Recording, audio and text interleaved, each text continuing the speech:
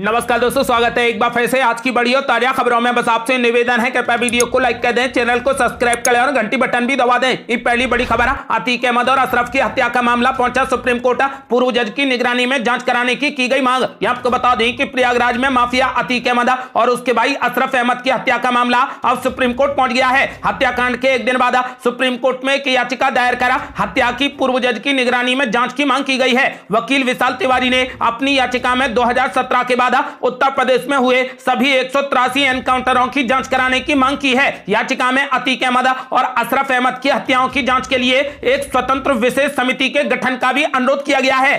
अगली बड़ी खबर, जब से रिमांड में भेजा गया था अतीक अहमद उसी दिन से ट्रैक कर रहे थे हत्यारे। एफआईआर में हुआ बड़ा खुलासा। आपको बता दें कि गैंगस्टर से राजनेता बने अतीक अहमद और अशरफ की हत्या करने वाले तीनों हमलावरों के खिलाफ रविवार को एफआईआर दर्ज की गई। इस एफआईआर में कहा गया है कि अतीक अहमद की रिमांड शुरू होने के बाद से ही हमलावर लगातार उसका पीछा कर रहे थे। एफआईआर में कहा गया है कि पूछताछ में तीनों हमलावरों ने यह स्वीकार किया है कि उन्होंने राज्य में अपना खौफ बनाने और बड़ा माफिया बनने के लिए अतीक अहमद और अशरफ की हत्या की है। पुलिस के मुताबिक हमलावरों ने यह भी बताया कि पुलिस रिमांड में भेजे जाने के बाद से वे पत्रकारों की भीड़ के साथ में अतीक अहमद और अशरफ का पीछा कर रहे थे। तीनों हमलावरों ने स्वीकार कर लिया है कि उन्होंने राज्य में अपना खौफ बनाने और बड़ा माफिया बनने के लिए अतीक अहमद और अशरफ की हत्या की है।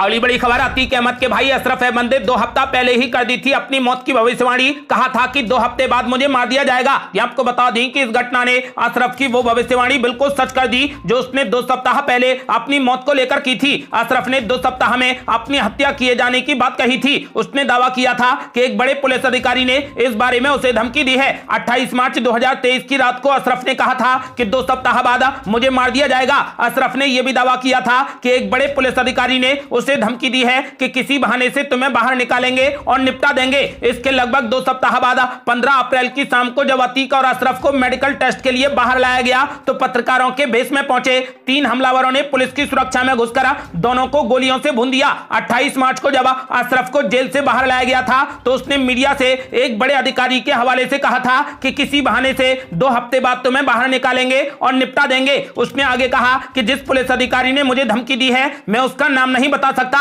मेरे परिवार के खिलाफ बड़ी साजिश रची जा रही है, साथ ही साथ उत्तर प्रदेश सरकार को भी बदनाम करने की बड़ी साजिश है। अशरफ ने कहा था कि मेरी हत्या के बाद एक सीलबंद लिफाफा इलाहाबाद हाई कोर्ट के चीफ जस्टिस और मुख्यमंत्री योगी आदित्यनाथ के पास में पहुंच जाएगा। उसने सवाल किया था कि क्या मैं माफिया दिखता हूं? मैं पिछले 3 साल से जेल में हूं, एक बार विधायक रहा हूं, मैं जेल से साजिश कैसे रच सकता हूं? एलआईयू की निगरानी में मुझसे जेल में मुलाकात होती है। अशरफ ने अपने भाई अतीक अहमद की पत्नी शाइस्ता परवीन के बारे में कहा कि वो मेयर चुनाव लड़ने वाली थी और वो चुनाव प्रचार कर रही थी, इसीलिए उनके खिलाफ आरोप लगाए गए हैं। बता दें कि शाइस्ता परवीन को उमेश पाल की हत्या के मामले में आरोपी बनाया गया है। उमेश पाल की हत्या के बाद से शाइस्ता परवीन फरार है। पुलिस ने शाइस्ता परवीन पर 50,000 रुपए का इनाम भी रखा है।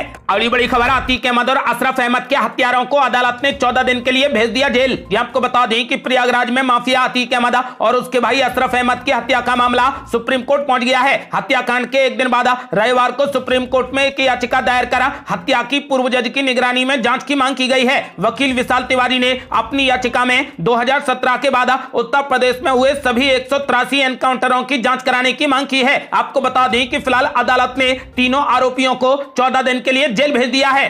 अगली बड़ी खबर, तो क्या बच सकती थी अशरफ अहमद की जान? यूपी पुलिस की चूक है या फिर बड़ी साजिश? आपको बता दें कि पुलिस कर्मियों की मौजूदगी में हुई इस हत्या ने कई सवाल पैदा कर दिए हैं। एक बड़ा सवाल यह भी है कि अगर अशरफ के हाथ अतीक वाली हथकड़ी से नहीं बंधे होते तो क्या उसकी जान बच सकती थी? वीडियो में साफ देखा जा सकता है कि जैसे ही अतीक पर हमला होता है अशरफ भागने की कोशिश करता है, लेकिन उसका हाथ अतीक के साथ हथकड़ी से बंधा होता है, इसीलिए वो एक झटका खाता है, तभी उस पर भी गोलियां चल जाती हैं। जिंदगी और मौत के बीच में कुछ ही सेकंडों का फर्क था। तीनों हमलावरों ने उन्हें घेर रखा था। जिस अंदाज में फायरिंग हो रही थी दोनों का बचना बेहद मुश्किल था, लेकिन अगर अशरफ का हाथ नहीं बंधा होता तो शायद उसे भागने का एक मौका मिल जाता। हालांकि चश्मदीदों के मुताबिक अतीक अहमद पर पहली गोली चलते ही अशरफ पर दूसरे हमलावर ने सेकंड के 100वें हिस्से में ही फायरिंग कर दी थी। अतीक अहमद और अशरफ की हत्या जिस समय हुई उस वक्त दोनों के आसपास पत्रकार अपना कैमरा लिए मौजूद थे। मीडिया के कैमरों में यह देखा जा सकता है कि अतीक और अशरफ के हाथ एक ही हथकड़ी से बंधे थे। सुप्रीम कोर्ट के फैसले मसले का जिक्र करते हुए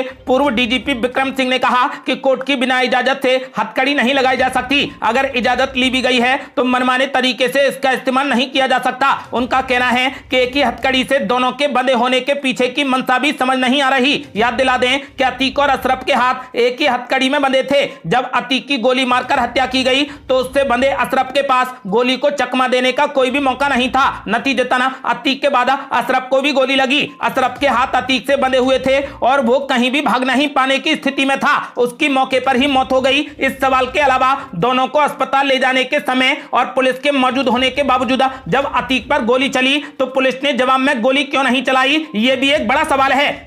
अगली बड़ी खबर, अतीक और अशरफ हत्याकांड को लेकर सुप्रीम कोर्ट में एक और याचिका दायर, सीबीआई से जांच कराने की गई मांग। ये आपको बता दें कि यूपी के माफिया रहे अतीक अहमद और उसके भाई अशरफ की शनिवार देर रात गोली मारकर हत्या कर दी गई थी। रविवार को दोनों को कसारी मसारी कब्रिस्तान में सुपुर्द खाक कर दिया गया। पुलिस कस्टडी में हुई दोनों भाइयों की हत्या को लेकर सियासी घमासान जारी है। इस बीच अब सुप्रीम कोर्ट में एक और याचिका दायर की गई है। याचिकाकर्ता का कहना है कि उन्हें अतीक अहमद की हत्या में स्टेट फंडिंग होने का शक है। आपको बता दें कि उत्तर प्रदेश के पूर्व आईपीएस अधिकारी अमित ठाकुर ने अपनी याचिका में कहा कि इस पूरे मामले में सीबीआई जांच होनी चाहिए। उन्होंने इसे लेकर सुप्रीम कोर्ट में लेटर पिटीशन दाखिल की है। इससे पहले एडवोकेट विशाल तिवारी ने सुप्रीम कोर्ट में याचिका दाखिल की थी। इस याचिका में भी मांग की गई है कि 2017 से अब तक यूपी में जितने भी एनकाउंटर हुए हैं उसकी एक्सपर्ट कमेटी से जांच कराई जाए। अतीक अहमद और अशरफ अहमद के हत्याकांड मामले को लेकर उत्तर प्रदेश के मुख्यमंत्री योगी आदित्यनाथ भी पूरे एक्शन में हैं। इस मामले की भी उच्च स्तरीय जांच के आदेश दिए गए हैं। इसके साथ ही मुख्यमंत्री योगी ने 3 सदस्यीय जांच आयोग के गठन के निर्देश भी दिए हैं। पुलिस मामले के हर संभव पहलू की बारीकी से जांच कर रही है। हालांकि इस मामले में अब सीबीआई जांच की भी मांग उठने लगी है। अगली बड़ी खबर, कर्नाटक में जमकर गरजे राहुल गांधी, बोले पीएम मोदी जैसा झूठा वादा हम नहीं करते। जनता से की कांग्रेस पार्टी को 150 सीटें जिताने की अपील। ये आपको बता दें कि कर्नाटक विधानसभा चुनाव 2023 को लेकर कांग्रेस नेता और पूर्व सांसद राहुल गांधी ने कमर कस ली है। राहुल गांधी ने सोमवार को कर्नाटक के बीदर जिले में एक रैली को संबोधित किया। इस दौरान उन्होंने कहा कि आज पूरे हिंदुस्तान में बीजेपी और आरएसएस के लोग लोकतंत्र पर हमला कर रहे हैं। बीजेपी और आरएसएस हिंदुस्तान में नफरत और हिंसा फैला रहे हैं। राहुल गांधी ने कर्नाटक चुनाव के मद्देनजर लोगों से भी वादा किया कि राज्य में जो भी मुख्यमंत्री बनेगा वो पहले ही दिन किए गए वादों को पूरा करेगा। हालांकि इस दौरान उन्होंने मुख्यमंत्री कौन होगा इसका खुलासा नहीं किया है। यह भी जानना जरूरी है कि कर्नाटक कांग्रेस के 2 दिग्गज नेता डीके शिवकुमार और सिद्धरामैया के बीच मुख्यमंत्री बनने को लेकर होड़ मची है। रैली को संबोधित करते हुए राहुल गांधी ने कहा कि आरक्षण में 50% कैप को हटा देना चाहिए। उन्होंने कहा कि हिंदुस्तान के प्रधानमंत्री ओबीसी का भला नहीं चाहते हैं। 2011 में यूपीए सरकार के दौरान जातिगत जनगणना हुई थी, लेकिन मोदी सरकार ने इस जनगणना की रिपोर्ट को जारी नहीं किया। उन्होंने कहा कि जनगणना की यह रिपोर्ट सबके सामने आनी चाहिए। उन्होंने लोगों से कांग्रेस को वोट देने की अपील करते हुए कहा कि इस कर्नाटक विधानसभा चुनाव में 150 सीटें कांग्रेस पार्टी को दे दीजिए। हमें 40% वाली सरकार को हटाना है और 40% कमीशन वालों को सिर्फ 40 सीट ही देना। आपको बता दें कि राहुल गांधी ने कहा कि जब हम संसद में बोलते हैं तो हमारा माइक बंद कर दिया जाता है। ये हमसे डरते हैं क्योंकि हम संसद में सवाल पूछते हैं। उन्होंने पीएम मोदी और उद्योगपति गौतम अडानी के संबंधों का जिक्र करते हुए कहा कि कांग्रेस अडानी जैसे लोगों को फायदा नहीं देती है। देश का पूरा पैसा एक आदमी को दिया गया। उन्होंने कहा कि पीएम नरेंद्र मोदी ने 15 लाख रुपए का वादा किया था। उनके जैसा झूठा वादा कांग्रेस पार्टी नहीं करती है। उन्होंने कहा कि कर्नाटक चुनाव में जो हम बोलेंगे वो चीजें पहली कैबिनेट में करेंगे। राहुल गांधी ने कहा कि हम लोग अरबपति के लिए वादा नहीं करते हैं, हम लोग आम जनता के लिए वादा करते हैं। अगली बड़ी खबर, राहुल गांधी ने नेताओं को दिए निर्देश, कहा हमें 150 सीटें जीतनी होंगी वरना भ्रष्ट भाजपा अगली सरकार चुरा लेगी। ये आपको बता दें कि कर्नाटक की 224 सीटों वाली विधानसभा के लिए 10 मई को मतदान होना है। ऐसे में सभी सियासी पार्टियां जोर शोर से प्रचार में जुटी हैं। इस बीच कांग्रेस नेता राहुल गांधी ने दावा किया कि कर्नाटक में कांग्रेस के पक्ष में मजबूत लहर है। हालांकि उन्होंने अपने नेताओं को यह सुनिश्चित करने के लिए कहा कि पार्टी कम से कम 150 सीटें जीते ताकि भ्रष्ट भाजपा अगली सरकार को न चुरा सके। उन्होंने सभी को यह भी याद दिलाया कि पार्टी के लोगों का कर्तव्य है कि वे नफरत, हिंसा और देश के संस्थानों पर हमलों के बीच आरएसएस और भाजपा से भारत के विचारों की रक्षा करें। कांग्रेस नेता राहुल गांधी दिल्ली लौटने से पहले कोलार, बेंगलुरु और बीदर में कई कार्यक्रमों में भाग लेने के लिए 2 दिवसीय कार्यक्रम में कर्नाटक पहुंचे हैं। आपको बता दें कि इंदिरा गांधी भवन का उद्घाटन करने के बाद राहुल गांधी ने कहा कि हम में से ज्यादातर लोग जानते हैं कि नफरत और हिंसा, संस्थानों पर हमले के मामले में भाजपा देश के साथ क्या कर रही है। ये ऐसी चीजें हैं जो हर किसी को दिखाई देती हैं। हैं। कर्नाटक विधानसभा चुनाव में अपनी पार्टी की संभावनाओं के बारे में राहुल गांधी ने कहा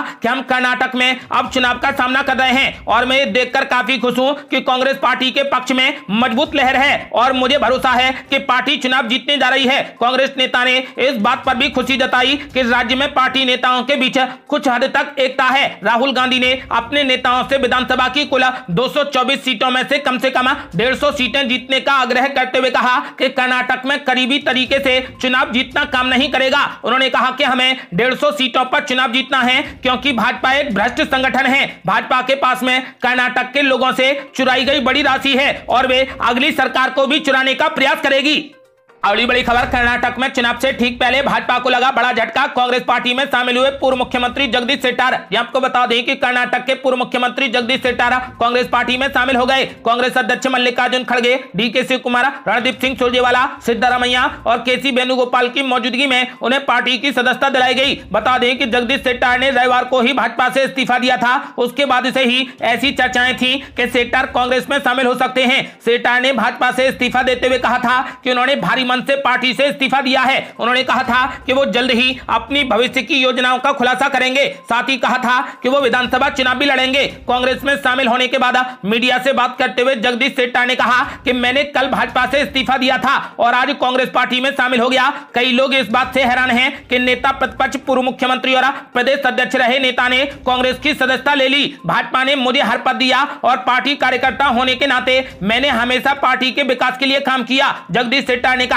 कि पार्टी का वरिष्ठ नेता होने के नाते मुझे लगा कि मुझे टिकट मिलेगा, लेकिन जब मुझे पता चला कि मुझे टिकट नहीं मिल रहा है तो मैं हैरान रह गया। मुझसे इस बारे में किसी ने बात नहीं की और ना ही मुझे समझाने की कोशिश की। यहां तक कि मुझे तसल्ली भी नहीं दी गई कि मुझे क्या पद दिया जाएगा। आपको बता दें कि जगदीश शेट्टार के कांग्रेस में शामिल होने पर कांग्रेस अध्यक्ष मल्लिकार्जुन खड़गे ने कहा कि इससे पार्टी सशक्त होगी। कर्नाटक में जो माहौल है उससे हमें भारी खुशी है और उससे भी ज्यादा खुशी इस बात की है कि सभी नेता अब हमसे जुड़ रहे हैं। वहीं कांग्रेस प्रदेश अध्यक्ष डीके शिव कुमार ने कहा कि पूर्व मुख्यमंत्री, पूर्व डिप्टी सीएम या कोई सांसद अगर हमारे साथ जुड़ना चाहता है तो हम उन सभी का स्वागत करते हैं। आपको बता दें कि इस बार ऐसा माना जा रहा है कि कर्नाटक में कांग्रेस पार्टी सरकार बनाने में कामयाब होगी। अगली बड़ी खबर, मल्लिकार्जुन खड़गे ने पीएम मोदी को पत्र लिखकर कर डाली बड़ी मांग। कहा देश भर में कराई जाए जाति आधारित जनगणना। आपको बता दें कि कांग्रेस अध्यक्ष मल्लिकार्जुन खड़गे ने पीएम नरेंद्र मोदी को पत्र लिखकर एक खास मांग कर डाली है। उन्होंने देश भर में जाति आधारित जनगणना कराने की मांग की है। मल्लिकार्जुन खड़गे ने पीएम मोदी को पत्र लिखा कि साल 2021 में नियमित 10 वर्षीय जनगणना की जानी चाहिए थी, लेकिन ये नहीं हो पाई। हम मांग करते हैं कि इसे तत्काल किया जाए और व्यापक जाति जनगणना को इसका अभिन्न अंग बनाया जाए। उन्होंने आगे लिखा कि मुझे आशंका है कि जातिगत जनगणना के अभाव में सामाजिक न्याय के कार्यक्रमों के लिए डेटा अधूरा है। आपको बता दें कि फिलहाल इस पत्र को जयराम रमेश ने भी ट्वीट किया है। उन्होंने लिखा कि जितनी आबादी उतना हक। कांग्रेस अध्यक्ष मल्लिकार्जुन खड़गे ने प्रधानमंत्री को पत्र लिखकर मांग की कि 2021 की दशकीय जनगणना जल्द से जल्द कराई जाए। साथ ही जाति जनगणना को इसका अभिन्न अंग बनाए जाने की मांग की है। जयराम रमेश ने कहा कि इससे सामाजिक न्याय और सशक्तिकरण को मजबूती मिलेगी। आपको बता दें कि कांग्रेस अध्यक्ष ने पीएम मोदी से कहा कि कांग्रेस पार्टी और अपने नेताओं की ओर से मैं एक बार फिर जाति आधारित जनगणना कराने की मांग करने के लिए पत्र लिख रहा हूं। उन्होंने कहा कि मेरे सहयोगियों और मैंने खुद कई बार इस मांग को दोनों सदनों में उठाया है। साथ ही कई दूसरे विपक्षी नेताओं ने भी इसकी मांग की है। अगली बड़ी खबर, सीबीआई की पूछताछ के बाद मुख्यमंत्री अरविंद केजरीवाल का बड़ा ऐलान। बोले पूरा घोटाला झूठा, फर्जी और गंदी राजनीति से प्रेरित है। ये आपको बता दें कि दिल्ली के मुख्यमंत्री और आम आदमी पार्टी के राष्ट्रीय संयोजक अरविंद केजरीवाल ने सीबीआई की पूछताछ के बाद कहा कि पूरा कथित आबकारी नीति घोटाला झूठा, फर्जी और गंदी राजनीति से प्रेरित है। मुख्यमंत्री केजरीवाल ने बताया कि सीबीआई ने उनसे करीब 9.5 घंटे तक पूछताछ की है। मुख्यमंत्री केजरीवाल ने कहा कि जितने प्रश्न उन्होंने पूछे उन सबके मैंने जवाब दिए। जैसा मैंने सुबह भी बोला था कि हमारे पास कुछ छुपाने के लिए नहीं है और ये पूरा का पूरा कथित शराब घोटाला झूठा है, फर्जी है और गंदी राजनीति से प्रेरित है। आम आदमी पार्टी एक कट्टर ईमानदार पार्टी है। उन्होंने कहा कि ईमानदारी और कट्टर ईमानदारी हमारी बेसिक आइडियोलॉजी है। किसी भी हालत में हम मर जाएंगे, मिट जाएंगे, लेकिन अपनी ईमानदारी के साथ में कभी भी समझौता नहीं करेंगे। अगली बड़ी खबर, केंद्रीय मंत्री अश्विनी कुमार चौबे ने कर दिया बड़ा दावा, कहा 350 से अधिक लोकसभा सीटें जीतेगी बीजेपी। ये आपको बता दें कि केंद्रीय मंत्री अश्विनी कुमार चौबे ने दावा किया कि नरेंद्र मोदी एक बार फिर प्रधानमंत्री बनेंगे। साथ ही भाजपा साल 2024 के आम चुनाव में 350 से अधिक लोकसभा सीटें जीतेगी। उन्होंने इस दौरान झारखंड के मुख्यमंत्री पर भी निशाना साधा। बता दें कि अश्विनी कुमार चौबे सार्वजनिक वितरण और पर्यावरण विभागों द्वारा की गई विभिन्न पहलों को उजागर करने के लिए आए थे। उन्होंने कहा कि भ्रष्ट नेता सांठगांठ करके देश के लोगों को गुमराह करने की कोशिश कर रहे हैं। उन्होंने कहा कि वे नहीं जानते कि लोग प्रधानमंत्री मोदी के साथ हैं। 2024 के चुनावों के बाद मोदी फिर से प्रधानमंत्री बनेंगे और भाजपा 350 से अधिक सीटें जीतेगी। चौबे ने झारखंड के मुख्यमंत्री पर भी हमला बोला। उन्होंने हेमंत सोरेन सरकार के शासन में भ्रष्टाचार चरम पर होने का आरोप लगाते हुए कहा कि राज्य में कानून और व्यवस्था की स्थिति बिगड़ गई है, साथ ही बेरोजगारी भी बढ़ गई है। आपको बता दें कि केंद्रीय मंत्री अश्विनी कुमार चौबे ने ऐलान कर दिया है कि भाजपा 2024 में 350 से अधिक सीटें जीतकर पीएम नरेंद्र मोदी को एक बार फिर से प्रधानमंत्री बनते देखना चाहती है। ये थी अब तक की बेहद बड़ी खबरें। आपका क्या मानना है? क्या 2024 के लोकसभा चुनाव में कांग्रेस पार्टी अपनी जीत सुनिश्चित कर पाएगी? अपनी राय हमें वीडियो लाइक कर कमेंट बॉक्स में जरूर दें। ऐसी ही ताजा और न्यू अपडेट जानने के लिए चैनल को लाल बटन दबाकर सब्सक्राइब करें और घंटी बटन भी दबा दें। जल्दी मिलते हैं बड़ी अपडेट के साथ, तब तक के लिए जय हिंद, जय भारत।